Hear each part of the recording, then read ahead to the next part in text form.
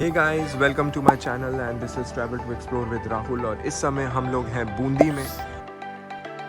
पिछली बार हमने एक्सप्लोर करी बूंदी की 3 सबसे famous places, Bundi palace, Taragarh fort, Chitrashala, और एक्सप्लोर किया यहाँ की बेहद ही खूबसूरत आर्किटेक्चर, पेंटिंग्स एंड डिजाइन को, and also explored about its history. और अब बारी है बूंदी की कुछ और मजेदार जगहों को एक्सप्लोर करने की।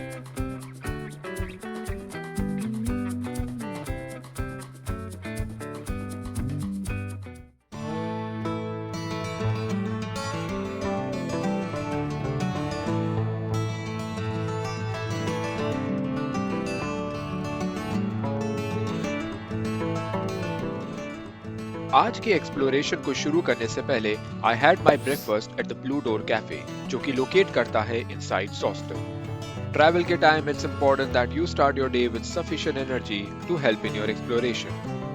In the upcoming episode, I will give you full details about my hostel stay.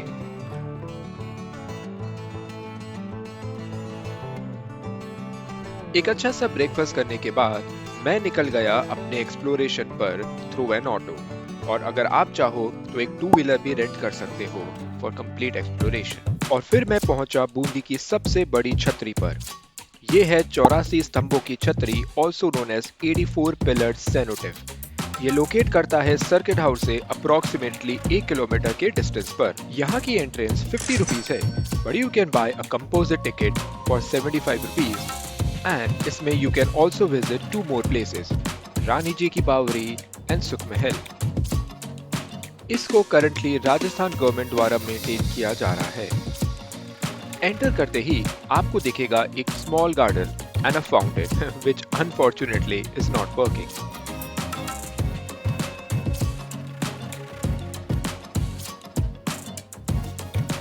और ये है वो 84 पिलर्ड सेनोटिव स्ट्रक्चर।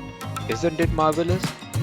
इसकी हिस्ट्री की बात करें तो इसको बिल्ड किया था राव राजा अनिरुद्ध सिंह जी ने इन 1683 AD अपनी दाई मां के पुत्र देवा की याद में। इसका नाम इसके 84 स्तंभों की वजह से पड़ा है, and its shape is like an umbrella.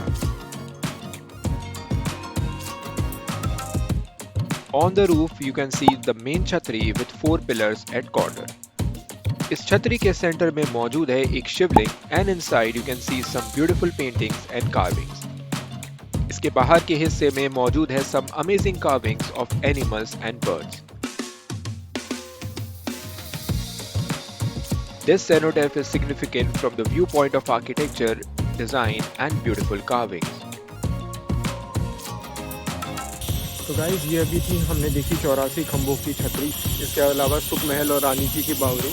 तो ये जो टिकट है वो करीबन 2 दिन के लिए वैलिड होती है। तो मैंने अभी टिकट ले ली है। अभी मैंने एक ही जगह कवर करी है, बाकी 2 जगह I am thinking to cover right now. इसके बाद मैं निकला अपनी अगली प्लेस को एक्सप्लोर करने, जहाँ की कार्विंग्स और स्ट्रक्चर को देख यू विल बी अमेज्ड।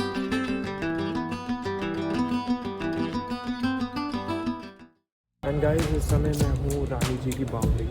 काफ़ी स्टीप स्टेयर्स हैं and let me just show you that. ये है बूंदी की सबसे बड़ी बावरी। अपने पैलेस एंड फोर्ट के अलावा बूंदी फेमस है स्टेप वेल्स के लिए। बावरीज were basically used for storage of water in older times. इसके हिस्ट्री की बात करें तो इसको बिल्ड करवाया था रानी नाथावती जी के द्वारा in 1699। She was the younger queen of Rao Raja Anirudh Singh ji of Bundi. Enter करते ही आपको दिखेंगे 4 बड़े pillars with stone elephant statues on the top.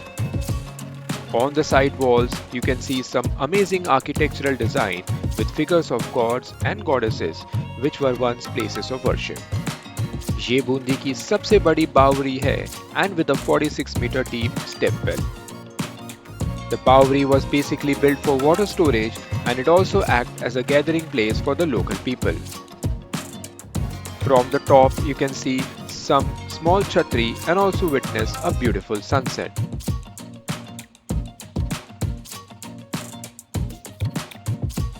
रानी जी की बावरी के पास ही मौजूद है नागर सागर कुंड, a twin step well. Although ये well maintained नहीं है, but you can visit and see the decorated sculptures. यहाँ की विजिट का कोई चार्ज नहीं है, and I would recommend that if you love historical places, आप यहाँ एक विजिट कर सकते हो।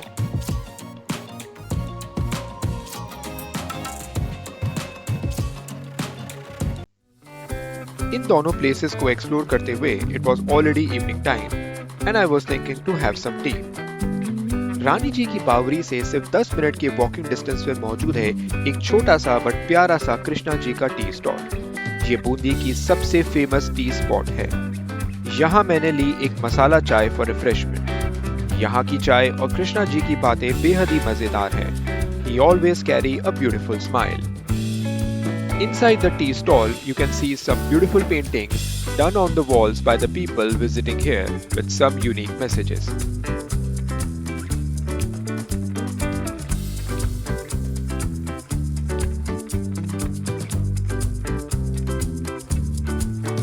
चाय लेने और थोड़ी बहुत एनर्जी गेन करने के बाद I then went back to explore the local market of Bundi.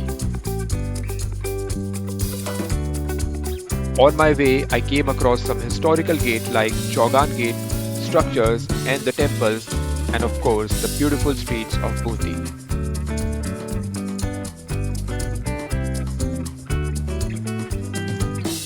Local market को एक्सप्लोर करने के बाद मैं फिर आया इस कैफे में जिसका नाम है मॉर्गन्स प्लेस।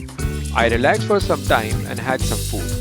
ये एक रूफटॉप रेस्टोरेंट है एंड यहाँ से you can see the beautifully lit Bundi Palace at night and enjoy their delicious food.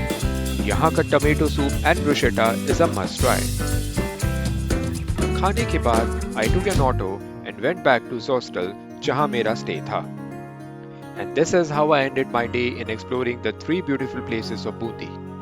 अगले एपिसोड में हम एक्सप्लोर करेंगे बूंदी की कुछ और इंटरेस्टिंग प्लेसेस को। Till then, stay tuned.